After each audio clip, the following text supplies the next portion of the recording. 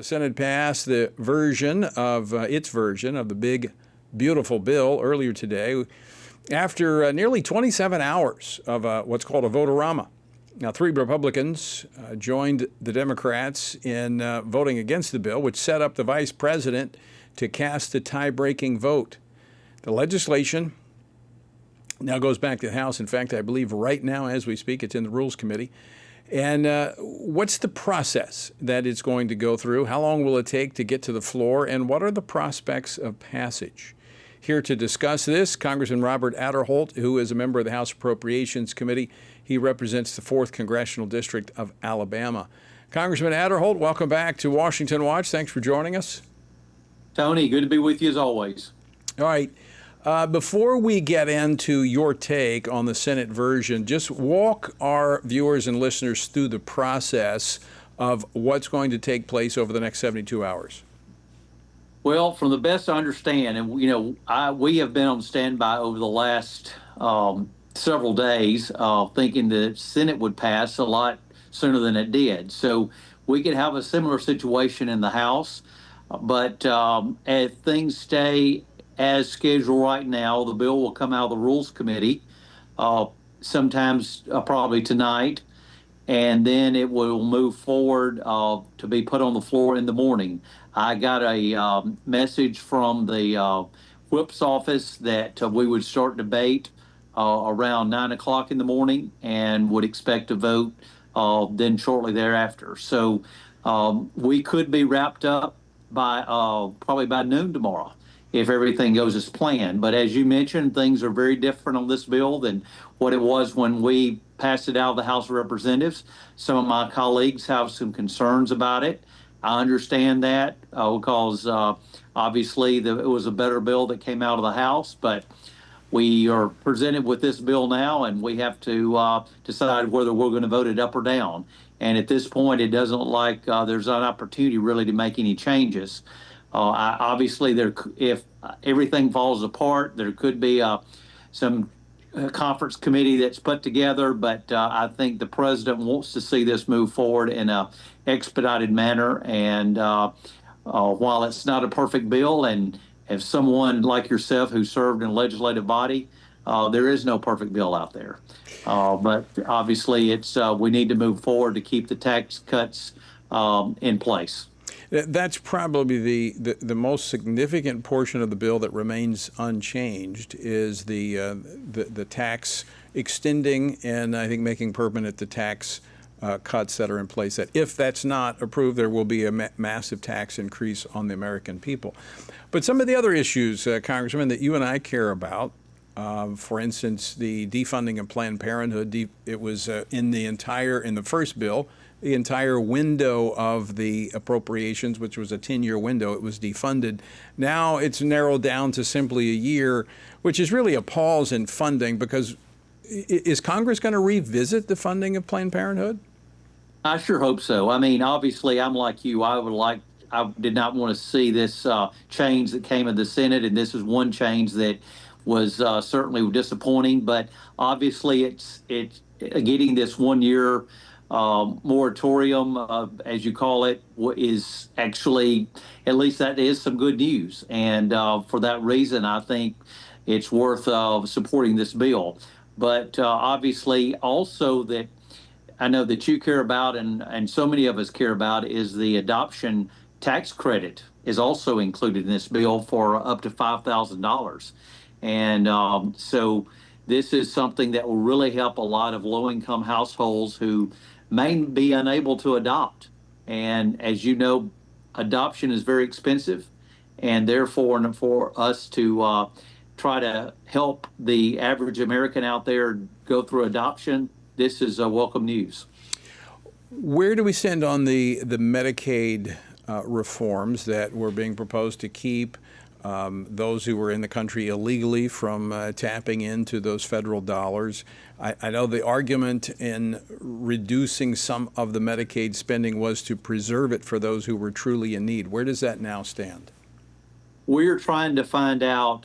Actually, I just had a discussion on my staff just in the last few minutes about this. We're trying to find out what the language is. Of course, we do know that the reporting requirements are still in there. That requires Medicaid recipients to prove their eligibility twice a year as opposed to annually as it is now.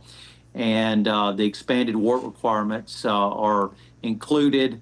And so there is that in there. But as far as for the illegal aliens, that is something that we're trying to verify right now to see exactly what the language in the Senate bill includes or doesn't include. And Congressman Aderholt is you're the chair of the Values Action Team, so you more than most are focused on the issues that we care about: faith, family, and freedom. Of course, you've got an outstanding voting record on those issues.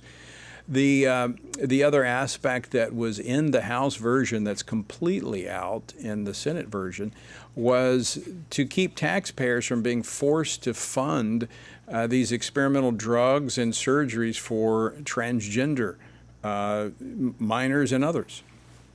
Right. My understanding that was removed from the bill due to the Byrd rule. And that is, but obviously, like you, I'd have liked to have seen that in there. But the Byrd rule, according to my understanding, that was why it was pulled. What? How do you think your colleagues? I mean, you can't afford to lose many votes and get this through, because you're not going to get any Democratic votes for this. It's going to have to be all on the backs of the Republicans. Already, I've heard that there are several. I would say at least 6 or 7 I've heard that have said are leaning toward this out of the House Freedom Caucus. What are you hearing in terms of the prospects of the bill? I think it's too early to tell, quite honestly, but I think at the end of the day, I think most members realize this is a one opportunity. The president wants to see this. We don't want to have a tax increase. If this is not going to place, then we will see the highest ever peacetime tax increase in American history. And certainly no one wants to see that. And obviously, it's no tax on tips are included in this. Overtime, no tax on overtime is included in this. And then the border wall funding for border funding for Builds the Wall, while providing for support for the men and women, the agents, the officers out there on the front lines, and then 150 billion for defense, and which includes the Golden Dome that the president has talked so widely about. So there's a lot of great things in this bill. Again, is it perfect? No, it's not perfect, and I would be the first one to say that. But obviously, as you know, it's very difficult when you have men that are operating a legislative body to come out with a perfect bill. Yeah, that's what they say just in church work, where you have church committees. Committees are not the best way to do things. In fact, they say a camel was actually a horse designed by a committee. But let's talk about the fiscal aspects of this, because that's another area of concern for some of the fiscal hawks in the House. They were actually wanting more of a reduction in the House version. They didn't get that. How's that going to go over? What are we looking at here in terms of the increase to the deficit and ultimately to the debt? Well, that's going to be a sticking point, no question, and that's where that I think a lot of my colleagues will have a problem. And obviously, in a perfect world, I would like to see that change too. Of course, as you know, the debt ceiling is increased up by $5 trillion. I know a lot of members have had some concerns about that. But at the same time, this does not raise the debt by $5 trillion. It just increases the ceiling, which I think is an important distinction. I think when some people Right. hear about the debt ceiling being increased, they think it's an automatic $5 trillion increase. But obviously that's not the case. It would just increase the ceiling. So, but obviously this is going to be one of the sticking points, and I certainly wish that we could have a bill that was that does not do the spending as it is. But obviously, no one wants to see a tax increase for something like $4 trillion on the American people either. So let's talk about, we just have about a minute and a half left, Congressman Aderholt, the appropriations process. How can some of these concerns be offset in that process? Well, certainly this appropriation process, we're well under our way. We are already have passed, I believe we have passed three or four out of committee that will be ready for the House floor. And we've already passed one appropriation bill on the House floor, the military construction. So we're well on our way, and we're trying to cut spending drastically on the House version. Now, obviously, that's got to go to the Senate, and the numbers may change. But in the House side, we are actually tamping down on the spending, and we are spending way less, even in the appropriations process.